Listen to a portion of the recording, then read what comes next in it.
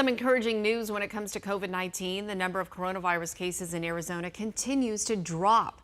The Department of Health Services reported just over 600 new cases today. There were also 4 new deaths. Well, of course, there has been plenty of controversy and confusion surrounding kids heading back to class this week. The biggest question, is it safe to meet in person again? Team 12's Trisha Hendricks is at the state capitol with how Governor Ducey is responding to those concerns. The reality is the pandemic's not over. We're still trying to get through it, right?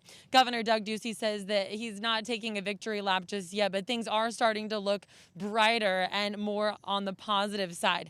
The latest data shows that Arizona is trending downward when it comes to the percentage of positive COVID-19 cases and ICU beds in use.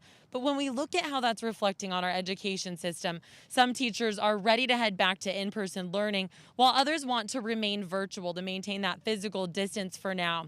The governor says we need to remain cautious while doing what's working. I want people to follow the benchmarks, to follow the guidance, being as safe and responsible as we can, and also providing flexibilities to parents depending on what the decisions are. As of yesterday, only 4 counties meet the Department of Health's recommended benchmarks to resume in-person classes.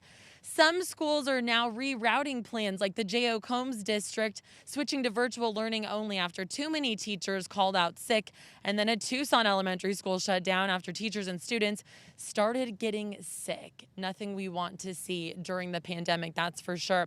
When asked whether schools should follow all of those benchmarks before deciding whether kids should head back to in-person classes, Arizona Governor Ducey says they are guidelines and he thinks it's a good plan.